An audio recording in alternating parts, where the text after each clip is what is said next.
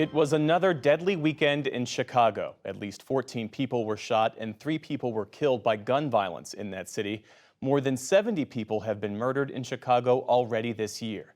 As John Yang reports, crime has become the top issue in tomorrow's mayoral election. Miracle Boyd Think of like the violence that's been happening. and Carrie Hogan, two lifelong Chicago residents from two different neighborhoods and two different perspectives. Sometimes I do get numb. Boyd grew up on Chicago's gritty South Side. Just 21 years old, she says she's already seen far too much gun violence. My brother was shot entering my freshman year of high school. Her father, brother, and uncle have all been shot. One, she said, was mistaken identity. Another, a case of wrong place, wrong time.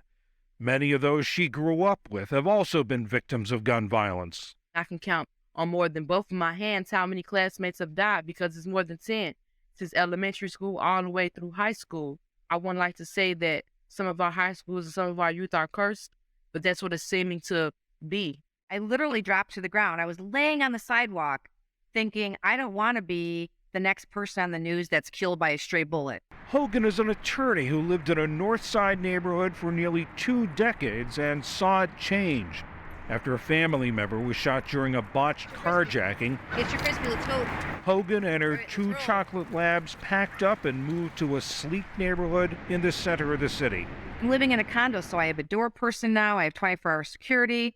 It just seems safer. It might be an illusion, but I feel safer here because there are more people around and the neighborhood is lit up. Ask each of them their top issue in tomorrow's nonpartisan mayoral election, and it may sound as if they're in agreement. Public safety is the number one issue, and if we could address public safety, then we could address crime. For me, crime affects everything. It's the only issue that matters in this election. But for Carrie, the answer is more police. You have less police generally, and then the police that are left don't feel empowered to really do anything.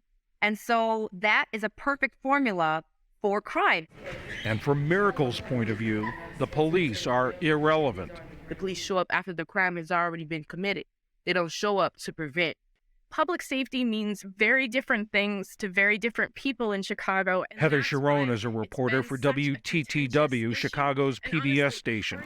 She says sentiments about crime in the city are as much about perception as reality. We are seeing crimes and high-profile crimes in neighborhoods that are not used to being in the headlines for those reasons. And that, I think, can add to sort of people's sense that, well, I used to feel safe here, but I don't feel safe anymore.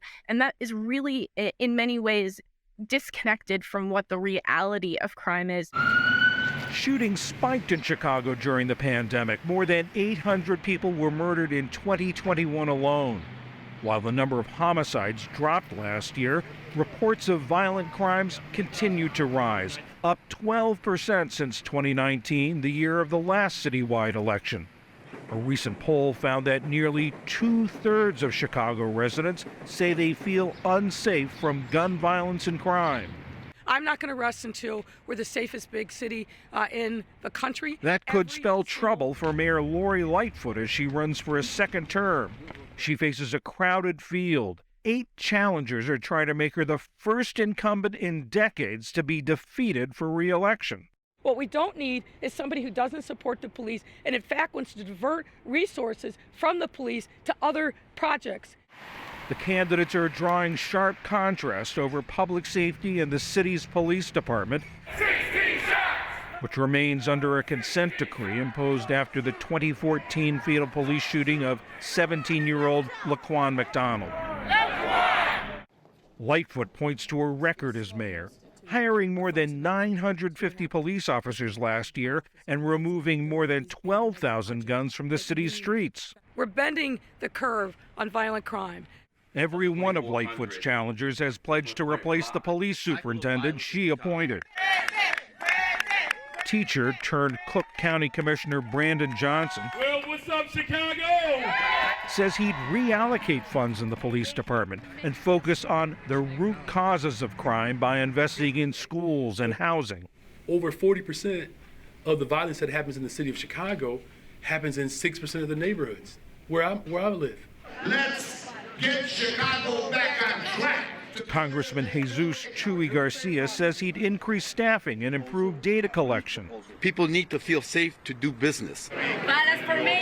And current frontrunner Paul Vallis, the former CEO of Chicago's schools, promises to hire 1,800 new officers with a focus on community policing. Community policing is critical because, you can't have half of the high priority 911 calls not being responded to. So that's an approach Carrie Hogan says turned this one-time Lightfoot voter onto a new candidate this year. Why did you decide on Paul Vallis? We have to give power back to our police. We have to put more police back on the streets. We have to start policing our city again to keep it safe. So Paul Vallis is the person that I think has the most rational, reasonable policies in that regard. We're going to turn it over to our candidates. In the closing days of the campaign, Miracle Boyd and the gun violence prevention organization she works with held a forum for Chicago's youth to engage directly with the candidates. Our communities are suffering. Our youth are dying from gun violence. Of the 4 candidates polling in double digits, only Johnson showed up. I believe a better, stronger, safer Chicago is possible. We can build that together.